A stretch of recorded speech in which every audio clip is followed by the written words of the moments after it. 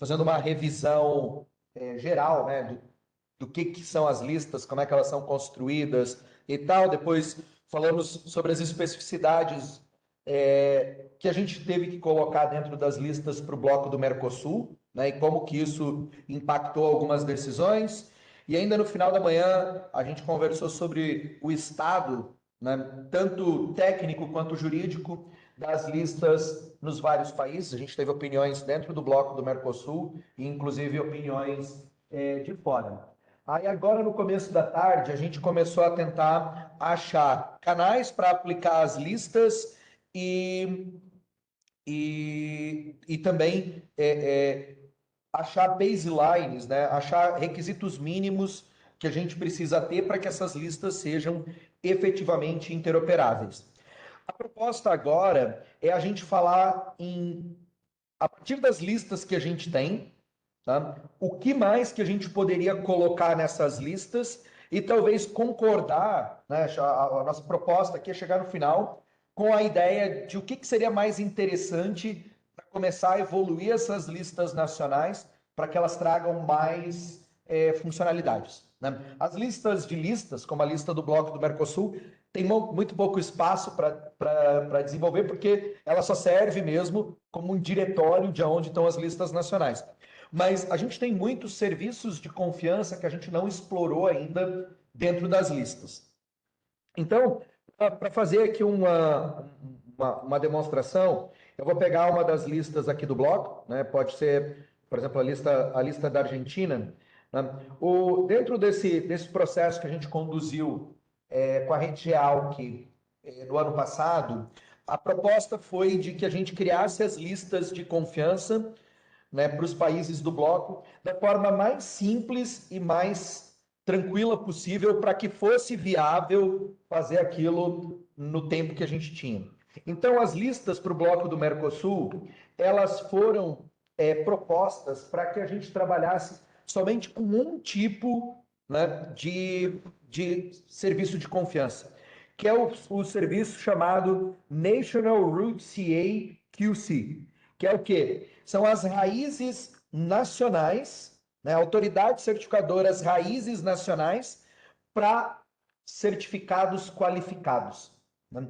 E isso, quando a gente implementou isso, já dá uma série de elementos para ajudar a gente a ancorar confiança e efetivamente olhar para documentos eletrônicos e determinar se eles são válidos ou não, né? Determinar a capacidade de uso desses documentos.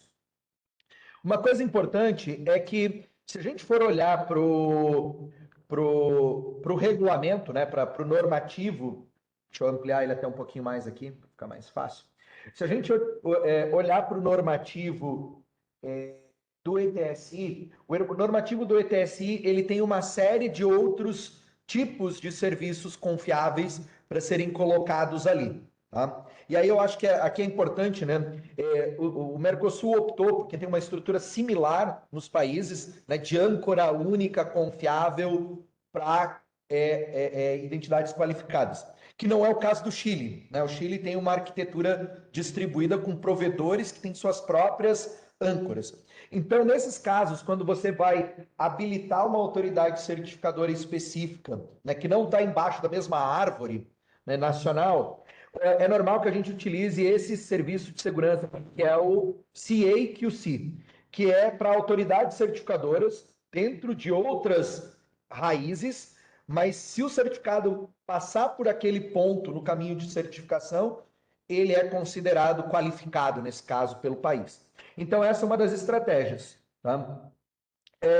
A gente tem outras coisas que a gente pode colocar nas listas, tá? Como, por exemplo, os serviços de verificação online de estado dos certificados, né? O OCSP.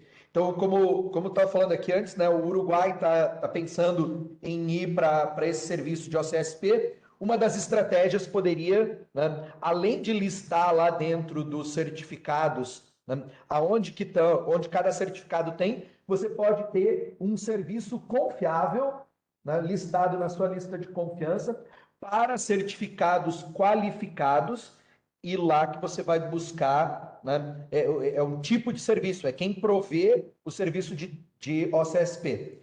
Da mesma forma, né, as listas de confiança permitem a gente listar provedores, né, de listas de certificados revogados. É uma das questões que a gente estava falando aqui, né? O Brasil, como tem essa questão de permitir a purga das LCRs, é extremamente é importante que a gente tenha repositórios com as versões antigas das LCRs para a gente poder ver em um determinado ponto do tempo se aquele certificado que já foi purgado estava revogado ou não.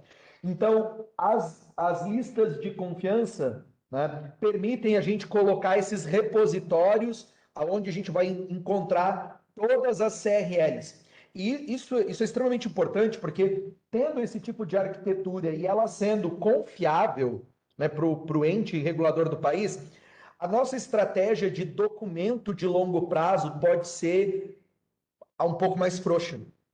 Tá? A ideia é o quê? Se você sabe que vai ter um ente que arquiva efetivamente e guarda todas as versões de LCRs que foram publicadas dentro desse sistema de confiabilidade, você não precisa criar estruturas muito complexas nas assinaturas, porque você sabe que você sempre vai ter como voltar no tempo e buscar aqueles certificados que te faltam, né, ou aquelas listas de revogação que te faltam. Então, talvez essa seja uma estratégia boa para a gente conversar, para trazer convergência, né, de entendimento dentro dessas listas. Um outro serviço que a gente tem é o serviço de carimbo do tempo qualificado, né, que é o selo de tempo. Né? Então, a gente pode ir lá e colocar, né, aonde estão os nossos serviços de selo de tempo. Aqui no Brasil, os nossos serviços são credenciados embaixo da nossa raiz única, mas isso não necessariamente é verdade em todas as infraestruturas. Você pode ter um provedor completamente externo montando esse carimbo de tempo. Basta que você coloque aqui esse provedor como um Qualified Timestamp, Timestamp Generation Service, né? Porque é ele que vai fazer os carimbos do tempo. A gente não tem, né? Eu desconheço, pelo menos aqui na América Latina, tá? Mas na Europa existem alguns países que usam, que são serviços de entrega de mensagens qualificadas. Tá? Eu fiz um pós-doutorado na Itália em 2020, então eu tenho lá um e-mail específico criado dentro dessa infraestrutura pelo governo italiano, aonde que ele tem o mesmo efeito de uma carta registrada. Né? Você pega e manda uma mensagem, você tem uma prova de que a pessoa leu o e-mail e você tem um timestamp de quando foi enviada e de quando foi lida. Na Itália isso funciona muito bem, porque é a melhor forma de você pedir alguma coisa para qualquer ente público, porque é um protocolo, né? Tem o efeito de uma carta registrada. Então, a gente não tem aqui esse tipo de serviço, não desconheço se algum dos países, se alguém tiver, tem em algum país de vocês?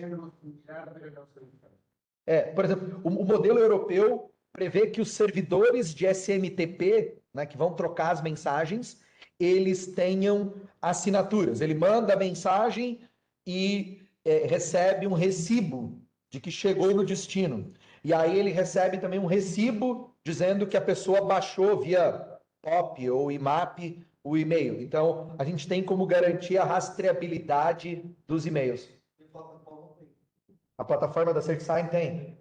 Então, o que acontece? Mas não existe uma especificação nacional aqui, né, para ancoramento de confiança. Os europeus utilizam isso na lista Não, Cristiano, vai brincar ali, não sei o que. de confiança. A gente também tem, tem o Qualified Electronic Delivery Service e a gente tem o Registered Mail Delivery, que são as duas pontas, né? Um é o SMTP, o outro é o POP e MAP. É um que manda a mensagem, o outro é que você recebe. Tá? A gente tem aqui, no caso, os selos eletrônicos, tá? Que é um outro conceito da regulação europeia, né? Da onde que você vai buscar os seus selos eletrônicos para qualificar, né, as assinaturas. Então, a gente tem uma proposta, a gente vai conversar um pouco amanhã sobre isso, de como que a gente está pensando em colocar esse tipo de coisas aqui no Brasil.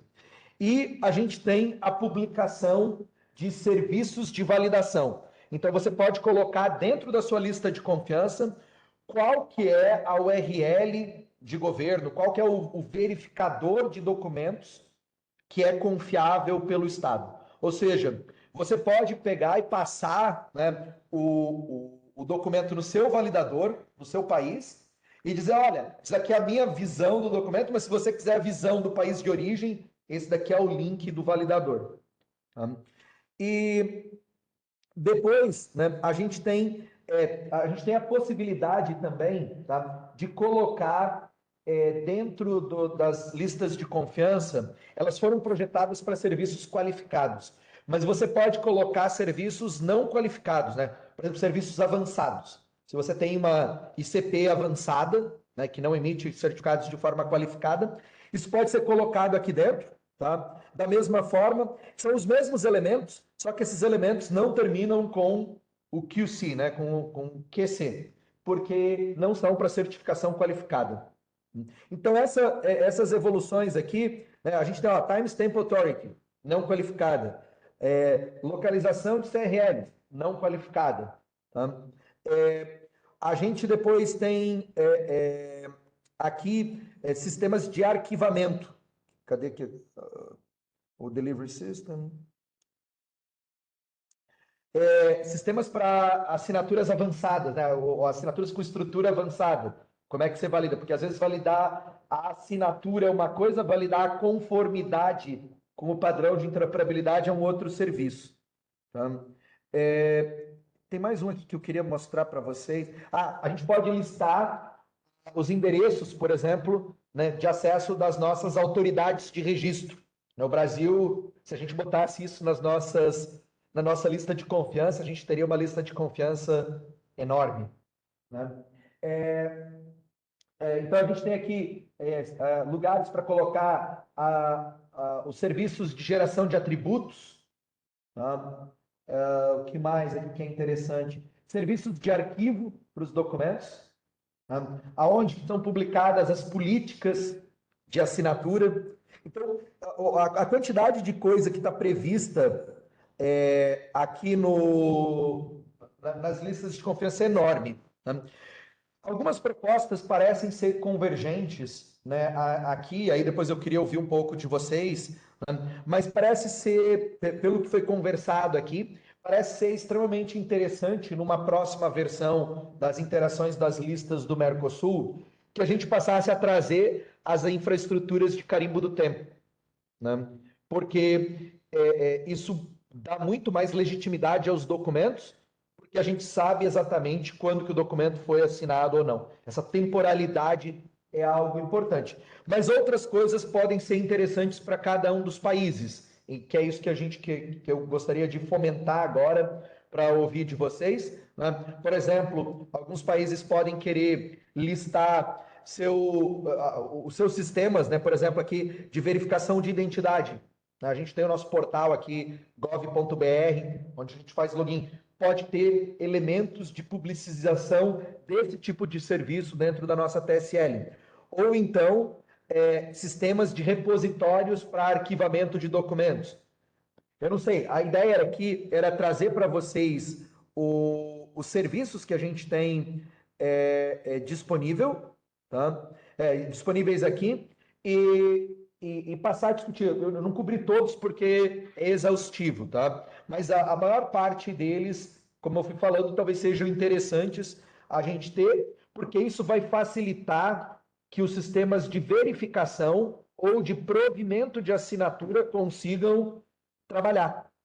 Um que é bem interessante, que a gente colocou aqui, ó, que já está. Eu cheguei a fazer testes. Aqui. Foi esse serviço aqui, ó, que é para serviços de assinatura remota. O Brasil tem hoje, acho que 6 provedores de assinatura em nuvem. Isso poderia ser tudo publicado dentro dessa lista. e a partir disso, por exemplo, algum país conseguir integrar, né? Você ter lá um portal de assinaturas no Uruguai e o portal de assinaturas no Uruguai permitir usuários brasileiros escolherem seu provedor de assinatura em nuvem. Tá? Então, e vice-versa, né? Se vocês têm serviços com provisão de assinatura em nuvem, a gente poder ter esse mesmo consumo aqui. Tá? Obviamente que aí são questões, eu vi o França ali balançando a cabeça, tem algumas questões, né? Existem os padrões de interoperabilidade, por exemplo, de nuvens para assinatura na nuvem, eles estão se estabelecendo ainda, né? O Brasil adotou um padrão próprio, né? A Adobe tem o Cloud Signature Consortium, né? Que é uma API. Então, eu e o Giovanni, a gente tem estudado um pouco isso, que é como traduzir o padrão brasileiro para o Cloud Signature Consortium. Então, tem algumas saídas para que haja efetivamente interoperabilidade nisso. Tá? Então, para a gente dar continuidade aqui, com base nesses serviços que estão disponíveis, tá? Eu queria ouvir um pouquinho de cada país, o que você entende que talvez seja a melhor forma de a gente evoluir, ou o que a gente deveria focar primeiro em estruturar para as listas, porque veja bem, colocar esses elementos nas listas é o primeiro passo. O próximo passo é produzir artefatos de software que sejam capazes de consumir o que está na lista. Tá? E a gente nunca vai conseguir produzir um artefato de software para consumir algo se isso não estiver na lista primeiro. Tá? Então, eu queria passar a palavra aí, não sei quem é que vai ser o primeiro. Rui, Adolfo, Marcelo, pessoal. Para a gente começar essa discussão, tá? Porque isso é extremamente importante. Eu acredito, né, que os artefatos que eu carreguei aqui e que estão vencendo agora, né, do Mercosul, muito provavelmente a gente vai fazer só a alteração de data e a alteração de número de série e vai evoluir, mas a gente vai ter que, nesse tempo, começar a discutir novas evoluções, porque essas evoluções é que vão trazer qualidades para os serviços. Então, Rui.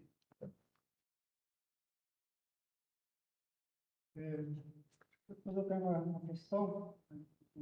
Então, a gente já tinha se reunido, né, lá em Montevidéu e, de fato, a questão do uso da lista de confiança é um fato hoje no Mercosul, e, obviamente, cada país está fazendo, então, as suas tratativas para fazer a regulação. Eu comentei que no Brasil a gente está, então, encaminhando isso para submeter ao comitê gestor, e aí, na sequência, né, mas isso não significa que a gente já não deva estar trabalhando como estamos, né, desde então, desde o ano passado.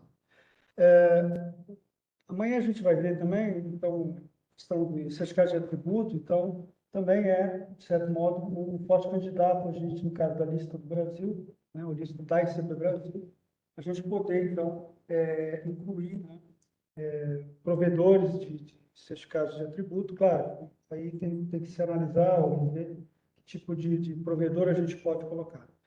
Então, imagino que, nesse caso, somente aqueles provedores que, de alguma forma, tenham uma vinculação pública, né? Porque, senão, a gente acaba inchando uma lista, porque o regulamento da ICP Brasil, a questão de certificado de atributo, ela é livre, não exige credenciamento. Então, a gente pode ter outros provedores que não façam parte da ICP Brasil e estarem, então, se autodenominando EA, né, entidade emissora de atributo, e, eventualmente, pedindo, né, ao item a exceção. Não imagino que isso seja o objetivo, me refiro mais a usos, né, de ponteiros para entidades eventualmente públicas, claro, que fornecem certificado digital. Além do que já foi comentado, a questão do carimbo de tempo, eu agregaria aí também, a gente tem a parte de políticas de assinaturas, né? E, como acho que o Jean também comentou há pouco, a questão dos prestadores de serviços de confiança, que a gente tem, inclusive, uma lista que é assinada pelo TI, dada a devida publicidade, no sentido que ela reúne, então, os 7 provedores de certificado em nuvem ou PSC. Acho que aqui realmente é um debate, né? Eu acho que, como a gente tinha discutido já na reunião passada e agora talvez reforçando, o padrão, né, de confiança é bastante flexível. Então, acho que à medida que cada um cada país, né, a partir daquela lista básica que foi criada aí no outro seminário, a gente possa fazer, então, agora a evolução disso e agregar, né, novos serviços. Então, espero até que um próximo encontro do Mercosul, imagino, do ponto de vista técnico, né, a gente deva se encontrar aí numa próxima reunião do grupo de agenda digital do Mercosul, e aí com isso a gente poder avançar a parte de uma regulação mínima no âmbito do Mercosul, né?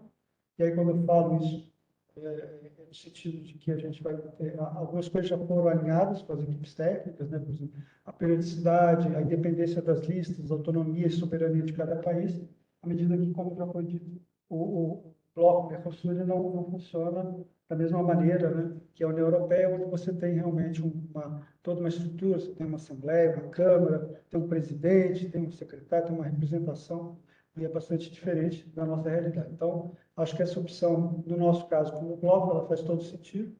E para não ter simplesmente a publicação de lista de cada um dos países, a gente também tem, na verdade, o conceito de uma lista da lista, que obviamente é assinada, então, dentro, né, da presidência pro tempore de cada país. Eu acho que a gente vai ter, né, a gente está participando de outros grupos, aí, a própria Redial e a ALAD, né, mais especificamente, onde, eventualmente, todos esses esforços também serão capitaneados. Né? Ou seja, a gente até tem a satisfação de estar aqui com alguns colegas, né, a gente distribui aí um convite, então, estamos aqui, temos aí o pessoal do Equador, do Peru, Cabo Verde, Angola, então são todos países daqui, né, esperamos que avance também, se já não tem, mas se tem, já dá essa devida publicidade para que a gente avance na interoperabilidade de documentos. Notem que a nossa visão, caso particular aqui, a nossa preocupação, exceto a questão do bloco do Mercosul, é no sentido de fazer uma validação técnica, ou seja, a gente permitir uma rastreabilidade. A aceitabilidade do documento vai depender, então, como eu já disse, de leis, de regulamentos, tratados para que possam encaminhar dessa forma. Eu teria uma questão, eu acho que a gente já... Deixa eu aproveitar para dar um recado. Porque, assim, acho que a gente tem alguns prestadores, né, entidades credenciadas, alguns representantes dessas entidades, autoridades certificadoras e outros prestadores de serviço, no intuito, assim, de debater esse tipo, eventualmente, né, imaginemos uma determinada C, ela poderia eventualmente criar uma lista de confiança do seu processo, porque certamente isso, para o serviço de validação, é fundamental. Ou seja, ao invés de pese, a gente tem o IA, que monta a cadeia de forma automática, talvez uma discussão que possamos ter mais à frente se é necessário, se vale a pena, que seja do ponto de vista operacional, e cada autoridade, de alguma forma, tem a sua lista, né? E aí, claro, a gente vai apontar para a lista do grupo, a lista do ITI ou a lista do SAP Brasil.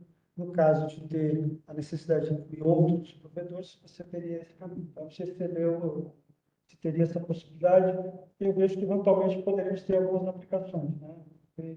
O Lucas está aqui, não sei se percebe isso da necessidade de alguns provedores credenciados no Brasil terem listas próprias, né? Ao invés de a gente ficar catando, né, com determinadas situações de LCR, situações de base. Eu posso dizer um pouco da UFSC, né? Uma das questões que a gente entende aqui deixa eu ficar só para pegar o som mais perto. Eu acho que uma das coisas que a gente entende, por exemplo, aqui na UFSC, é que a lista do ITI não é suficiente para a gente. Eu vou dar um exemplo para vocês. Hoje, se a gente pegar o serviço aqui da UFSC e importar somente confiar nos documentos que o ITI diz para a gente confiar, isso é limitante para a universidade. Um caso, por exemplo, eu estou me afastando agora, em 1º de julho, para um estágio de pesquisa na Itália. O pesquisador lá da Itália me mandou uma carta convite assinada com a PKI italiana. Quando eu pego esse documento e instruo o processo para poder viajar para a Itália aqui pela UFSC, a UFSC não reconhece aquela assinatura como válida. E isso é muito corriqueiro, principalmente entre a universidade e a comunidade europeia. Válida é isso, não reconhecível. A gente quer saber que é válido. Mas assim, Marcelo, a gente tem uma. Válida es. Ela é válida, mas aí o nosso software não consegue determinar essa validade porque a gente não tem uma âncora. Então, a gente estava discutindo, né, que uma das possibilidades que a universidade vai fazer, porque enquanto instituição a gente tem autonomia para aceitar esse tipo de documento acadêmico, né? Dentro da legislação brasileira, as universidades são revestidas com esse tipo de autonomia. É um documento educacional que foi emitido no exterior e se a UFSC decidir que vai aceitar, ela pode. ¿Usted tiene autonomía para hacer eso? Temos autonomia administrativa para aceitar, ela, inclusive constitucional. A autonomia das universidades do ponto de vista administrativo no Brasil, ela é constitucional. Então, a gente pode aceitar esse tipo de documentos. Uma das estratégias que a gente está percebendo que a UFSC deve adotar é criar uma lista de confiança da UFSC, aonde que a gente vai importar a lista de listas europeia e a lista do Mercosul e muito provavelmente daqui a pouco a lista da ALAD. Né? A gente quer o máximo de listas, a gente pode importar do Chile, mesmo não havendo acordo, porque a UFSC tem autonomia para seus documentos educacionais serem reconhecidos assim. E basta uma portaria, na verdade nem é mais o nosso reitor, existe uma delegação, o Henrique estava aqui de manhã, o Henrique, que é o coordenador de certificação digital da UFSC, é ele que determina quais são as âncoras de confiança que a UFSC pode confiar. Então, eu acredito que sim, Rui, é provável que daqui a pouco, né, empresas, a Adobe já faz isso, ela tem uma lista de confiança própria. Mas, por exemplo, como o Lucas está aqui me fala da CertSign, a CertSign pode ir lá e criar a sua lista para alimentar o verificador deles, importando outras listas que não necessariamente a lista do ITI, porque eles estão provendo o serviço para o cliente dele para determinar a validade, né, da assinatura, não a eficácia jurídica. A eficácia jurídica é um outro. Aqui no caso da UFSC são as duas coisas, mas pode acontecer esse desmembramento. Tá? Então, sim, eu acho que existe um espaço para a criação de listas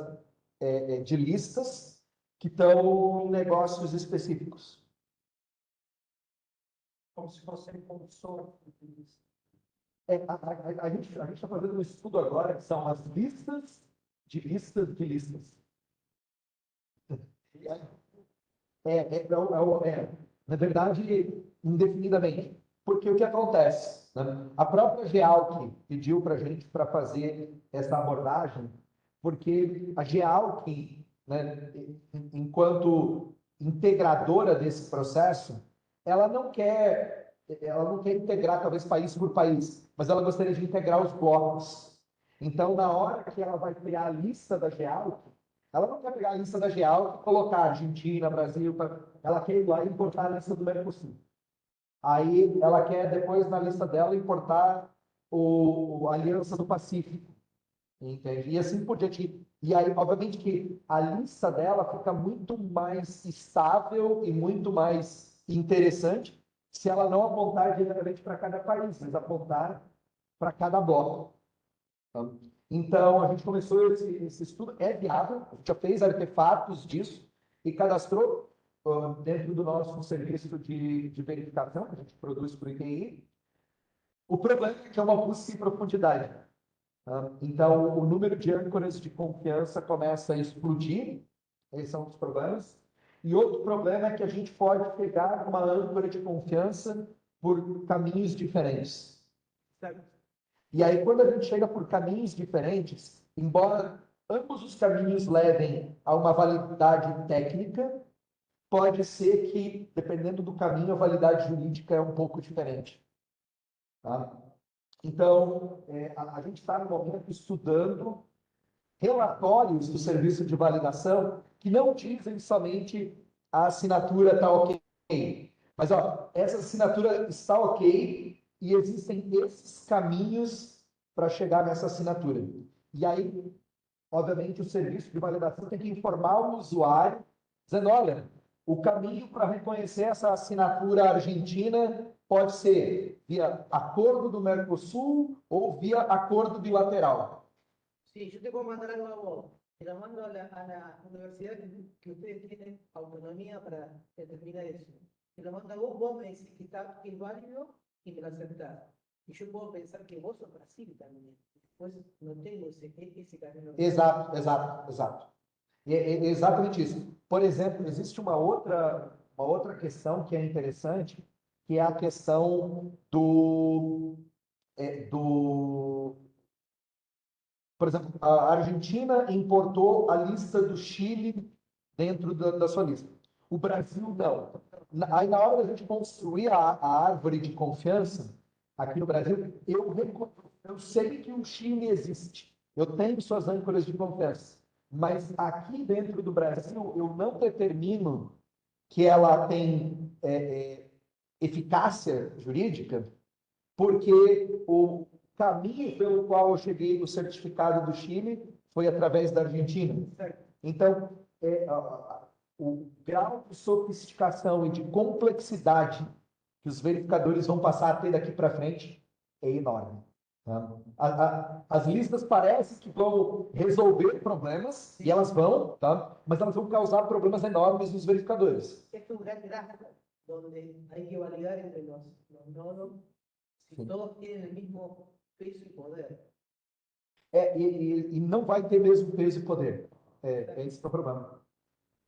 Sistema europeu do Estado não dá para criar como a forma de Estado? É que o sistema europeu foi projetado para ser hierárquico, de baixo para cima. E o que a gente está propondo aqui é um sistema multilateral, né? Não um sistema hierárquico. E aí a gente vai ter que arcar com problemas técnicos que eles não têm, né? Com essa multilateralidade. Lá vale o que a Comissão Europeia determinar, de cima para baixo. Aqui não, aqui a gente confia na Argentina, mas a Argentina pode ter. A lei europeia diz o seguinte: nenhum país pode confiar em alguém que os outros todos não confiem, entende?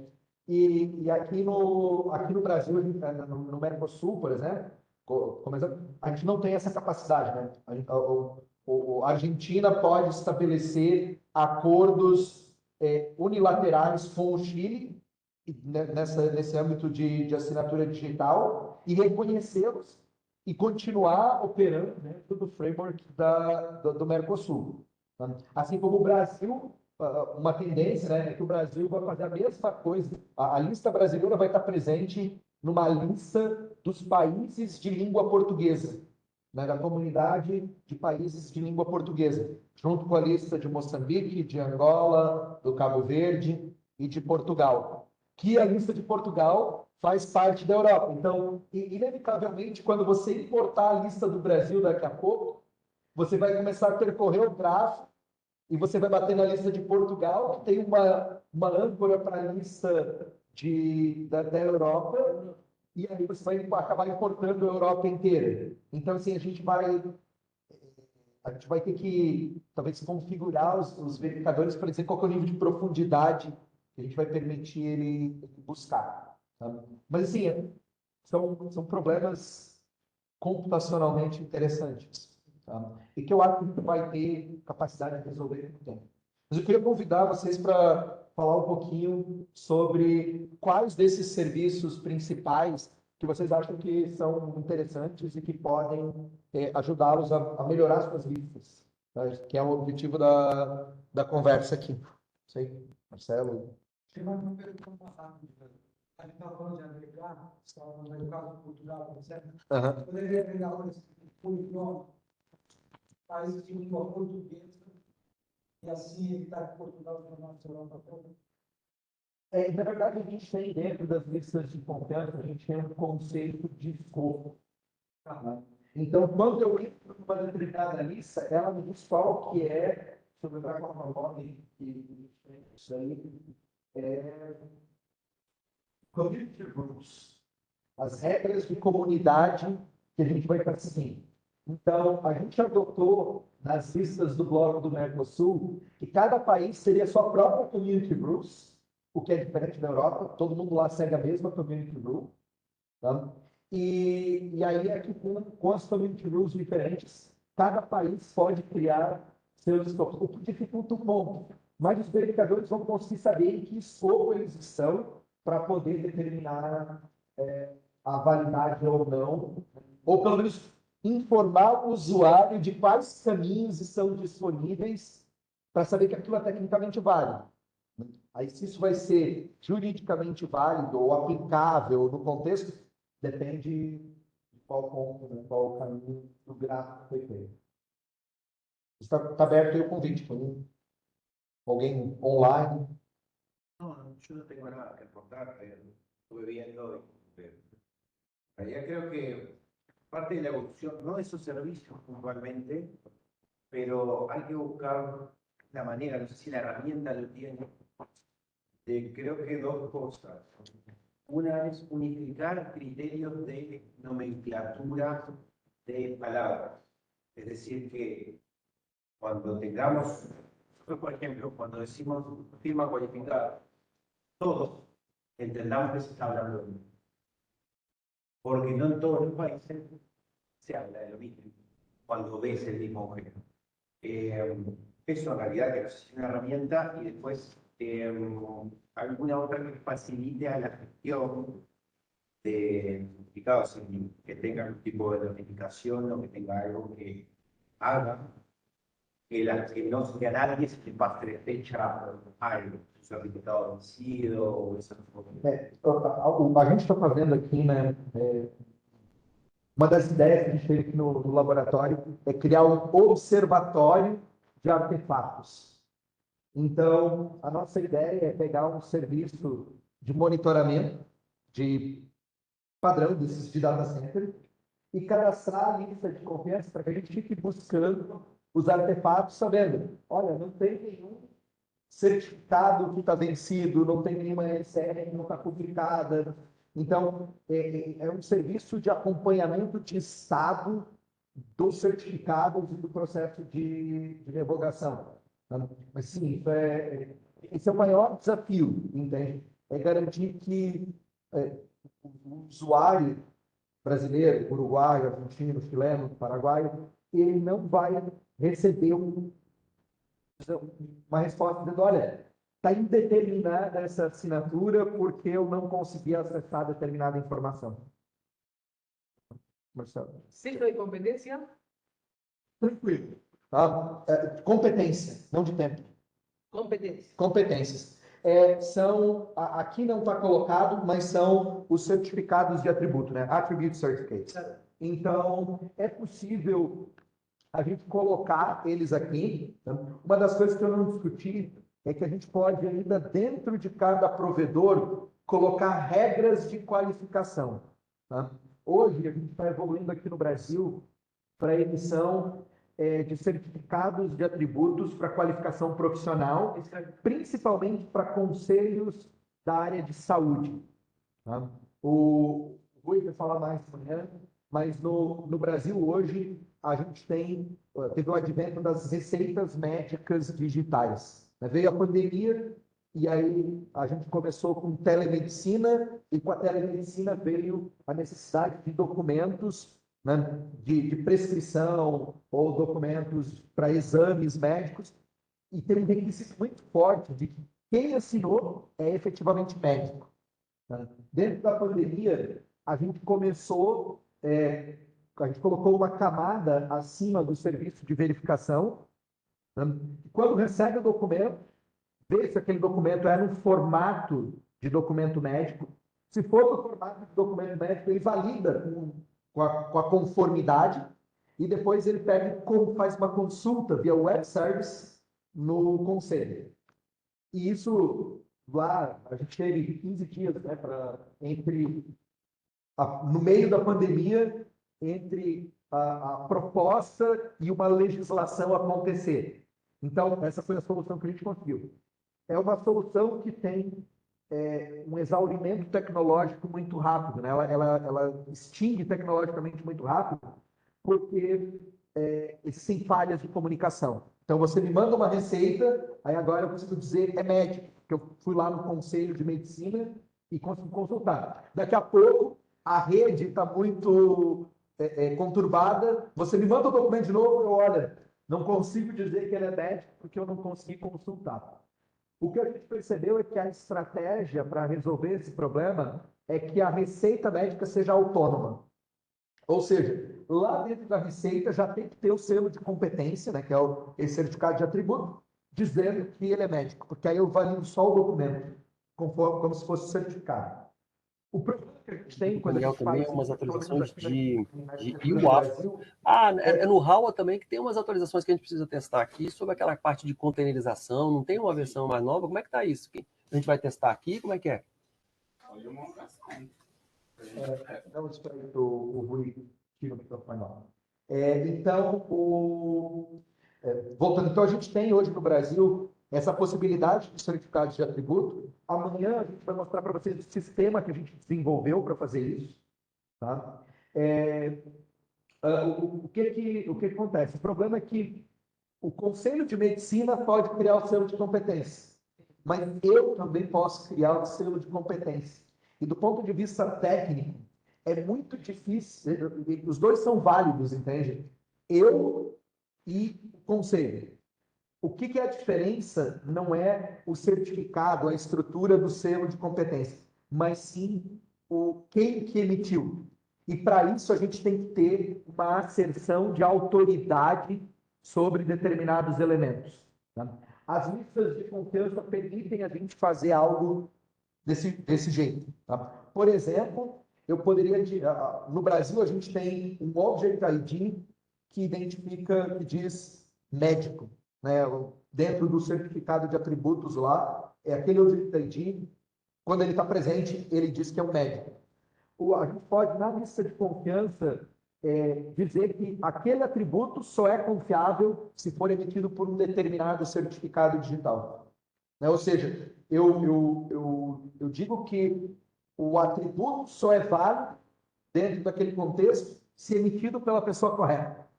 Tá? Acho que esse é o grande desafio, né, de determinar as competências.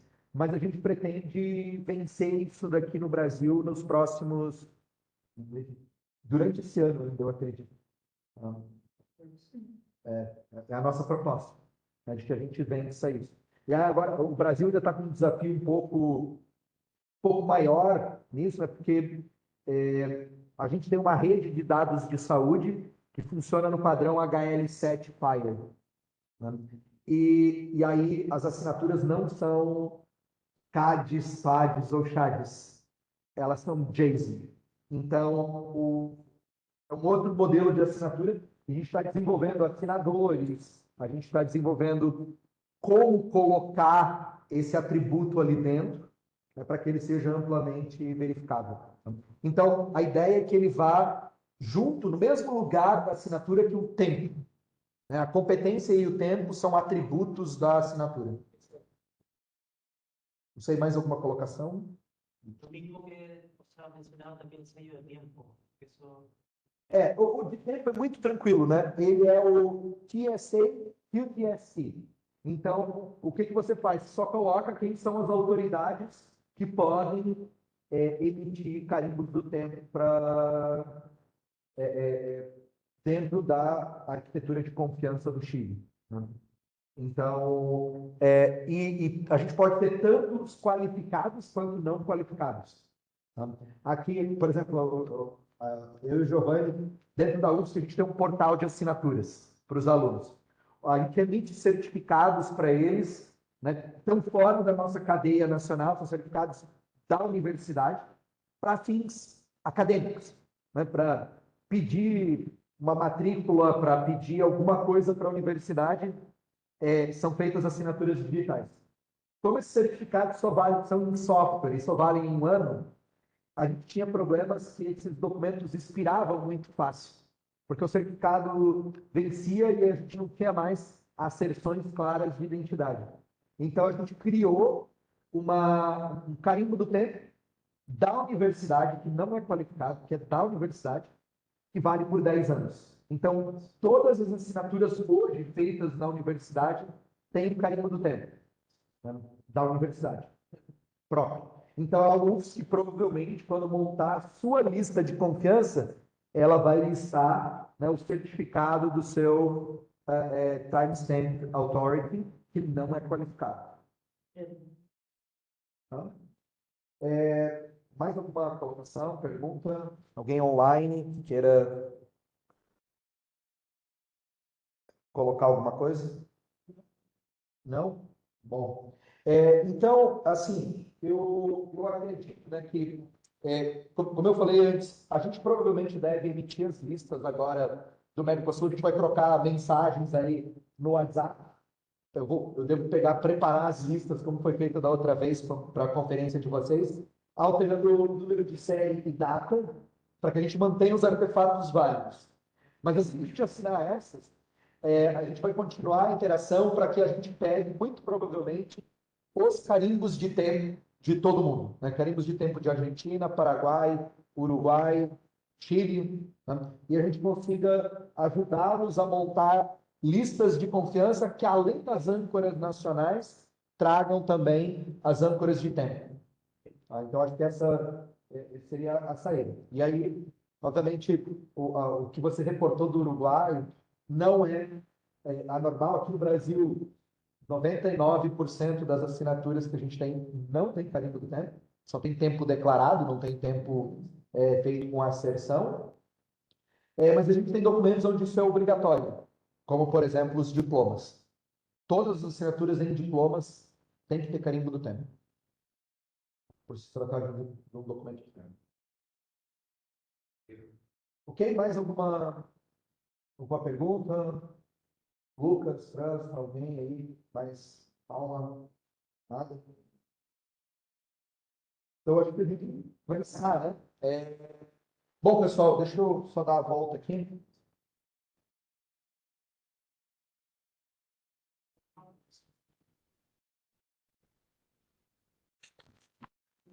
Tirar a câmera.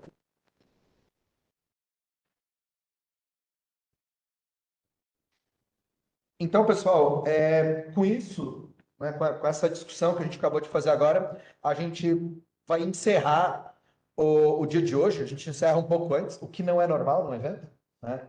Tá sempre atrasado, mas a gente conseguiu aqui exaurir os temas.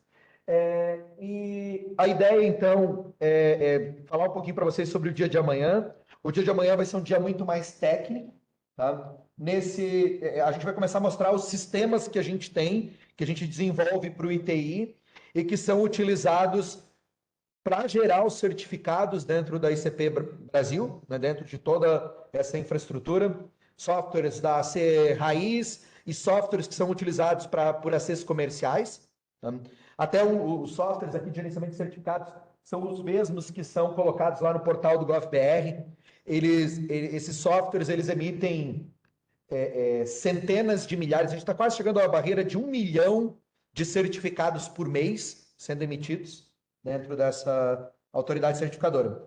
O Rui vai estar apresentando aqui comigo, com o Gustavo, o serviço Validar, que é o validador de documentos brasileiro, e ele tem gerado bastante controvérsia aqui, talvez essa é o chamariz para o dia de amanhã, porque a gente tem feito um tratamento especial para arquivos PDF, porque dentro desse contexto a gente encontrou problemas, né, no uso de determinados documentos, quando depois de assinados existem algumas alterações que nunca podem ocorrer, mas que o formato de arquivo permite. Então a gente começou a colocar, amanhã se preparem porque vai ser uma sessão quente, né? As pessoas vão querer discutir bastante. Eso te quería comentar, hoy cuando hablamos de criterios de validación, y no es menor, aparecen en ocasiones modificaciones al documento que son campos que alteran los resultados, cuando en realidad a veces sí y a veces no. Estaría bueno que todos tengamos claro ese tipo de extensiones que pueden aparecer en el PDF, que te dan como un resultante una pérdida de integridad que a veces no es así. Sim. ¿Sí? E incluso en la fórmula matemática que utilizan algunas firmas para estamparse, también dan ese resultado en una acción. Sim, sim, sim. A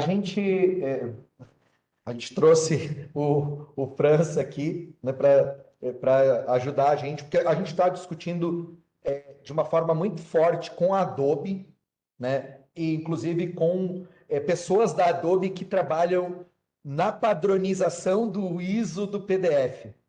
Por quê? Porque o Brasil tem adotado uma política de que não pode modificar, entende? Ou a única modificação que se pode fazer num documento assinado é colocar mais uma assinatura. Tá? E isso causa uma série de problemas, porque você tem que, na hora de fazer a primeira assinatura, declarar isso no arquivo. E amanhã a gente vai discutir isso a fundo, tá? Nesse serviço validado. No começo da tarde, a gente vai estar apresentando um projeto que a gente está rodando junto com o ITI e com o Inmetro, que é para certificação de elementos metrológicos, que são bombas de combustível, né? Então, como que a gente está utilizando certificados digitais para diminuir a fraude volumétrica no país? E também, como alguns desses dados que a gente gera, agora eles podem descobrir outras fraudes, né? A Thaís, que é a professora que coordena o projeto, que está aqui, a gente começou a conversar agora com o Inmetro para ver, por exemplo, fraudes fiscais. A gente estava só preocupado em ver o volume, né? Mas quando um posto de gasolina compra 1.000 litros de combustível e vende 1.200 litros de combustível, né, existe uma fraude fiscal ali também, né? Ou pior, às vezes ele vendeu muito combustível e ele não comprou de ninguém, né? Que é um outro tipo de fraude. Então, esses elementos, eles começaram como uma certificação de um elemento volumétrico, mas tem um monte de outros fatores, tá? Inclusive, a gente está buscando entender algumas questões, por exemplo, da eficiência dos veículos. Tá? Então, a gente começou a trabalhar um modelo de coleta de dados agora numa segunda fase do projeto, que leva a gente a entender porque o posto de gasolina não para simplesmente de fazer a fraude, né? A fraude vai ser modificada. Acho que essa é uma máxima que a gente tem que entender, que quando tem uma fraude, ela não existe porque é fácil de fazer. Ela existe porque tem alguém que vê uma vantagem naquilo. E quando você dificulta, tem que ter um nível de dificuldade que não possa escorrer para um outro lugar que é fácil também de fraudar. E aí, à tarde, mais no final da tarde, o Giovanni vai estar apresentando sobre o portal de assinaturas do GovBR, né, que é a nossa iniciativa aqui de certificação avançada, aonde que provavelmente a gente deve ter uma das plataformas que mais produz documentos PDF do mundo, se não a maior, uma das. E em termos de assinaturas e de integrações, tem uma série de serviços hoje que já funcionam com esse modelo. E mais para o final do dia, amanhã, eu e o Pablo, a gente vai estar mostrando para vocês o sistema de geração de certificados de atributos, né, os selos de competência, né, que o Marcelo me perguntou. A gente tem um sistema aqui que a gente desenvolveu no LabSec, onde você cria um template e você consegue subir arquivos em CSV e gerar quantos atributos você quiser. Essa é a ideia. O software está praticamente pronto, ele é funcional, faltam alguns detalhes ali de integração para a gente entregar como um produto para o ITI. Tá? Então, a gente vai encerrar aqui. Eu agradeço a presença de todos. Amanhã a gente vai estar aqui às 9 horas, mesmo local, mesmo coffee break. E para quem está online, é um link diferente. Tá? Que foi mandado no e-mail 2 links, um link para o dia de hoje, um link para o dia de amanhã. Tá ok? Então, muito obrigado e ficamos por aqui. Acabou-se.